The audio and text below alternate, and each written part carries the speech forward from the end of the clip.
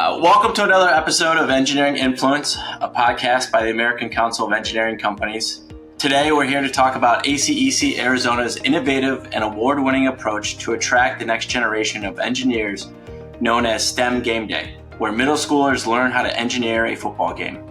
I'm pleased to be joined by Chris Bridges, Executive Director of ACEC Arizona, and Nicolai Oliden, Board Member and Workforce Development and Education Outreach Committee Chair for ACEC Arizona. Chris and Nicolai, it's good to have you on the program to talk about this worthy endeavor. I hope our conversation can inspire others to engineer their own STEM Game Day program in the future. With that, let's dive in. Chris or Nicolai, how did the idea for STEM Day at the stadium come into existence? Can you walk our listeners through the process of how ACEC Arizona leadership created it? Yeah, I can take that. So about 3 years ago in 2022, our ACEC Arizona board, gathered together and just sat down to discuss some of the workforce issues that we were seeing and experiencing, at each of our firms. At the time, we didn't have a committee related to workforce development specifically, but through those meetings, we identified two big issues. One is we're facing a shortage of engineers, and the attendance in the engineering schools at our Arizona State universities was declining. And then also some of the talent and the skills coming out of college needed a little extra, and so we were just trying to figure out what was the disconnect? What can we do better? Are we reaching the kids early enough? And so we kind of brainstormed a little bit. And then a couple months later, at our fall Roads and Streets Conference, it's our annual conference here in Arizona, we actually brought 4 universities together to discuss these challenges as well. And so that led to us targeting middle school students as kind of that best age group to get them thinking about the future in STEM. They haven't quite done their advanced math classes, the science, maybe they haven't thought about what science classes they want to maybe look into taking. And so by the time they get into high school, it's almost too late. It's not terrible, but it's a little too late for them to kind of choose that path, or maybe they're going to play a little catch up. But if we can get them inspired, in that 6th to 8th grade range, we see a lot of success. And I think that ended up, through ACEC National, kind of the messaging was pretty much in alignment with that. And so that's how we kind of move forward. And so it led to this idea of let's bring the students somewhere where we can just showcase engineering. Mm-hmm. And somebody threw out the idea, well, let's just take them to the football stadiums. That's a pretty unique setting. You can stand in one place and point to, the cars driving down the road, for transportation. Obviously, you have a credible structure that you can point to, and then all the utilities. And so with this unique setting, we thought it was a good way to showcase engineering and really came up with that main mission of you can't have a game day without engineers. And so that's kind of how it started. And our past chairman now, Greg Haggerty, was incredibly passionate about this. He just went for it, and he got plugged in with some key people, and that ended up leading to our first event. That's great. Chris, is there anything that you want to add? So being newer to ACEC Arizona, I think the first event I had only been on maybe like 3 weeks. So this was all new to me, and I showed up, and Nicolai and all the volunteers just impressed the heck out of me with the amount of kids. I had no idea what I was doing. Just handing out volunteer shirts, doing whatever Nicolai told me, go over here, do this, do that. But it was really impressive to just walk into that and just be overwhelmed with the amount of kids that were there and all of the effort that went into it. It was super impressive to see. Chris and Nicolai, I really appreciate that context and recognizing that this program is in its second year. What are the expectations to grow the program moving forward? Yeah. So, as I mentioned, Greg is extremely passionate about this program and the idea. And it was just fortunate that his company was part of the renovation team at the ASU stadium. So we kind of had an in there, and he brought 120 students that first year in the spring of 2023. And that was only a couple months after we had the idea, so we just kind of went with it and said, let's see what we can do. And the students left and said, man, I never knew that engineers did that, or I didn't know that engineering existed. And so it kind of showed that the event was working. We wanted to come up with some tweaks. And so then after that, I was asked to kind of lead the workforce development and education outreach committee. And Greg says, you know what, next year, let's 10X this thing. And so we went from 120 students to 1,200 students at ASU the following year in 2024, which I was probably maybe too naive at the time to just say, yeah, let's go for it. But Greg's so passionate and just inspiring to kind of see how this can scale. We went for it, and then we ended up succeeding. We had 1,200 students at ASU, and then we started smaller events at the other two universities, at U of A and NAU up in Flagstaff. And so we had about 1,500 students that year, which was awesome. And so then through that event, we were able to connect with School Connect, which is an organization that helps pair industry with, the classroom. And they helped us a lot to kind of get the schools, let them know that this is coming and sign up the schools and get the teachers to bring their students. So without them, we definitely couldn't have done that. But then in 2025, we continued again. We made improvements. And so at this point, the goal is just to impact as many students as we can. We now have schools that are calling us and almost have a waiting list now to try to get students to show up. But it was just an incredible experience to see how the community comes together and do this event. That's really great. I think as our listeners, are wondering, Greg had that strong relationship with ASU, and given the success of that program, did that really help those conversations with the University of Arizona and Northern Arizona University to get involved, or did you still have some of that soft relationship with both of those other universities to help get them engaged? Yeah, we just kind of started calling people until we found the right people, at the other schools. Luckily, we had a couple champions here. So when we started to grow in 2024, we had 3 incredible volunteers, Zach, Mike, and Jordan, who raised their hand to help champion each of the universities. And they had some contacts, whether it was a professor or, an advisor.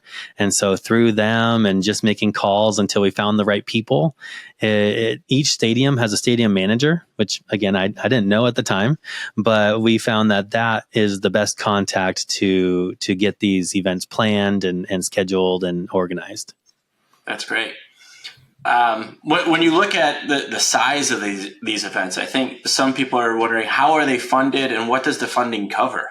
And what can people expect if they were trying to replicate a similar program in their own region? Sure. Well, the first year with the 120 students really didn't cost much at all, just because we just walked them around. Through that experience, we thought, how do we engage them more and maybe give them some hands-on activities to learn, something about engineering, maybe whether it's Hot Wheels cars or something like that. So we made some refinements. Printing, honestly, is one of the biggest costs, whether it's signs or we worked with School Connect, and they created this booklet for us that has fill in the blanks and little, crossword activities. And so that was a cost the second year in 2024 when we were scaling. We have these stations. We have 4 different stations where we talk about utilities, transportation, structures, and then just what does it take to become an engineer, where we talk about kind of the career side of things. What schooling do you need? So each of those stations have materials like Hot Wheels cars, whiteboards, aluminum floating boats, stuff like that. And gumdrop towers. And so the funding goes to that. And this year we got a little extra donations from, WTS, which is, the Women Transportation Group, and then also the Society of Military Engineers. They also donated. So we had some volunteer shirts. So the funding this year, we spent about $20,000 actually to host the 3 different schools. And then the stadiums themselves also have some costs like security, the cleaning crew, parking, and some of those things. So it covers a lot, but as we go forward, now that we've invested in some of the station materials that we can use over and over, the cost hopefully will come down from this year. That's great. Yeah, awesome sponsorships. Yeah, go ahead. Sorry, Chris, I didn't mean to cut you off there. Having some awesome sponsorships from ACEC member firms is a huge help there, right? Because without them, we wouldn't be able to print all those things and do all the great stuff that we're doing. So, we're very thankful for the companies that invest in that event, but more for the kids. I think that's a great call out, and I definitely agree with that approach. Yeah. Once the events are scheduled, how do you encourage volunteerism from ACEC Arizona members or professors themselves? And do university student groups participate as well? They do. In fact, the event we were at Saturday, Nicolai, I don't know if you noticed, but some of the volunteers that we had from NAU were actually sitting at the table right next to us. So the student groups, do show up and they do help participate. They help with leading the kids around from station to station and making sure, they're doing what they're supposed to be doing and not goofing off, but as kids will do. But yeah, it's great to have them show up and help. The volunteers, I think they just kind of you just ask and they just want to. It's weird. We had people at the NAU event where they were showing up. They weren't even on the list as a volunteer. They just showed up to volunteer. So we were adding people on the spot, which was great. But getting volunteers from WTS, APWA, other organizations, that's a lot of people to get volunteers through. And those organizations were a huge help for us. Yeah. And when you look at the university student groups and getting them to participate, I think that really just drives home what a future career could look like. Because so much of what we hear on the workforce committee is we have to be able to market the industry a little bit to the next generation, and to have a diverse group of students participate, that could really inspire, a middle schooler to say, hey, I could see myself in that position. So I think it's great that you guys are really leveraging the university student groups to get involved.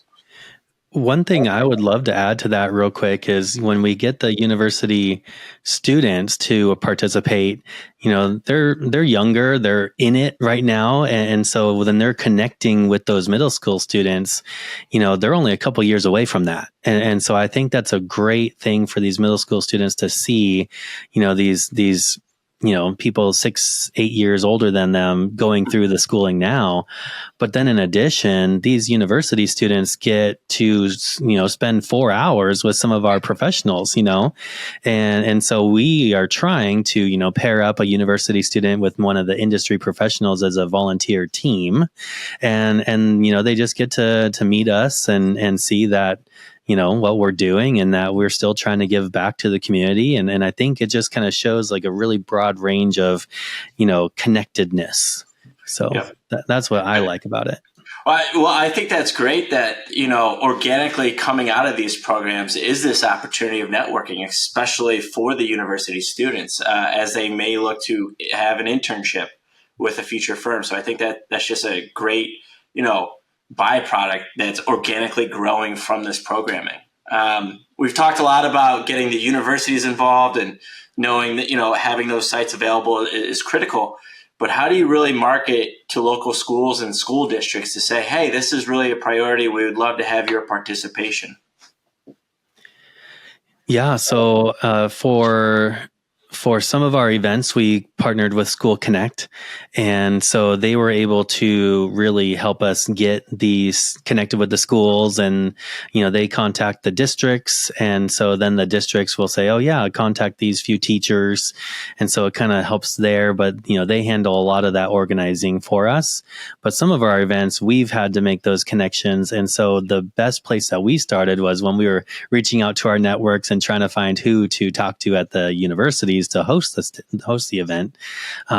We met a lot of the education outreach people at the universities, and so they gave us some contacts at the districts there or that the schools there, and so that really helped us to connect with the right people. And we have schools and Flagstaff that said that they want to attend, but we just maybe chose a day on their testing, so next year we'll have to work around that. But we also had schools that drove 45 minutes to an hour just to get to the event this year, which was really cool to be able to serve all parts of the state, especially in northern Arizona. So, I think School Connect helped us more in the Phoenix area, and then we were able to connect with the right people outside of there.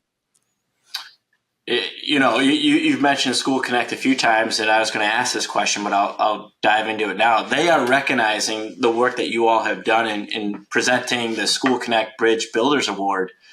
Can you talk about what that relationship with School Connect has meant to ACEC Arizona? Is it critical? Because I wonder if, to our listeners, would they feel almost intimidated to take on this type of endeavor if they did not have that type of relationship? Or do you think, it's just a value add by having School Connect, and that these things are still achievable if an organization does not exist in another state like this?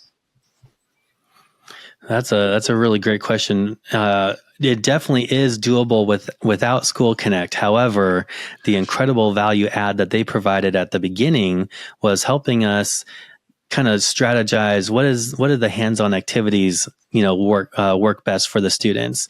What does the booklet help them to have a takeaway with some of the fill in the blanks to help them stay engaged while we're talking to them about engineering.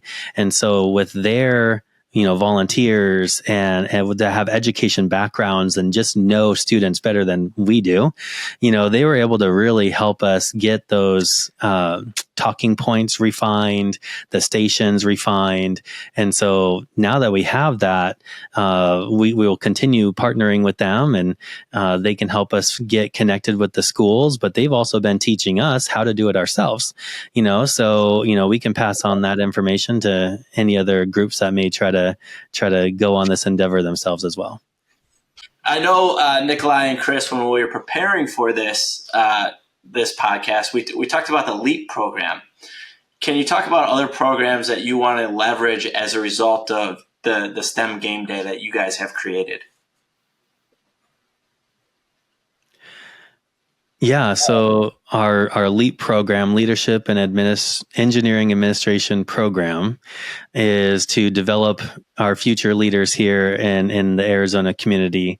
And we've been able to do that now for 25 years, which is great. And as I mentioned, the 3 champions that raised their hand, a couple years ago, when we were starting to grow, we went to this LEAP program and said, hey, you've been learning this leadership training. You've been learning how to communicate better. You've been learning how to, leverage your network and all these other various things. Let's put these into practice and let's see if we can get some volunteers. And so these 3 gentlemen raised their hands, which was incredible because we could have never done these events without their help. I'm so fortunate to be able to work with them now for the last 2 years, and hopefully they'll continue on. But, for us, we want to lean into that and hopefully, again, share with these young engineers, these young professionals that are going through this program to continue on with us. They got the training, but now let's put it into practice. There are some other programs that, we're thinking of and trying to see if it's something that we can do. But at the moment, LEAP is our main program that we have going, and we're just going to leverage them and try to engage them as much as we can in the future. That's great. I guess with my final question, if other MOs were to consider replicating this fantastic event, what recommendations would you offer? So I think what we're going to do is really sit down. We haven't really debriefed from this last go around, but start putting together sort of a playbook, playing off of the game day, right? But a playbook that you can kind of hand off and say, hey, here's some of the basics, because we're learning on the fly, and just trying to figure things out and then making adjustments each time. But I think we're at a point now where we've got some really good, valuable lessons learned that we can share. So if another state does want to start off something like this, we can. They're not going to be lost, right? And we'll be a resource. I think that's the awesome thing about ACEC and all the MOs is that we support each other in any way that we can. So we're more than happy to help answer questions. But we can get them this playbook of, here you go, here's how you start, and here's how you get it going. And they may learn things that are different in their state or with their universities that function a little different, but at least we can get them set up for success. That's great. Listening to Nicolai's, giving the historical context, that first time out of the gate, they were only looking to hit a single, using a baseball metaphor. They weren't swinging for the fences. They started small, and it's over the years that this has grown to the size that it has. I guess, Nicolai, given that you've been there with the historical context, what would you say to somebody who says, my God, they got this fantastic program in Arizona, we have to hit a home run right out of the gate? What would you say to somebody in that situation? I would just encourage them to try it out. Aim for, like you said, the single. Aim for 100 students. Aim for 50 students.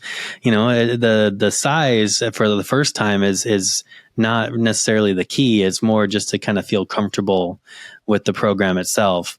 And so typically, 50 students you can get from 2 classrooms, or 100 students you can get one school just send their 6th and 7th graders out to you. It should be pretty easy. We should be able to have one contact with the school there. And then ideally you want about 2 volunteers per group of 20 to 25 students, but you can do it with one volunteer per group of 20 to 25 students. And so if you're going to have 100 kids, you need 4 volunteers or 8 volunteers, and you're going to be fine. And then I think, if I could just add, you give it a shot, and we've had so many return volunteers. Last year we had 100 volunteers. 75 of them, by the way, I wanted to add this too. WTS, we partnered with them, and they sent an email blast to all their members, and 75 of the volunteers just came from them alone. Wow. And most of them came back this year for 2025. And then in addition, this year, we partnered with, our Maricopa County Department of Transportation and Arizona State Department of Transportation, who sent about 20 volunteers total. And every single one of them said, I can't wait to do this again. We need to tell our colleagues to join us next year. And so you try it, you do it, and the volunteers just want to come back, which is amazing. I cannot say how grateful I am for that. But again, you just start the momentum, and then that momentum will follow. And as Chris said, I've already talked to a few volunteers that have helped us plan these events. And if any other member organizations want to try it, we would love to join their calls and help however we can. And we already have a few people who raised their hands for that too. That's great. I think if I'm hearing you right, the hardest step is the first step, but this program is so contagious that don't be intimidated. People will, it's kind of like the movie, God, I'm drawing a blank. If you build it, they will come. The Field of Dreams. I can't make the reference to that movie, but if you build it, they will come. Is there anything else you'd like to add?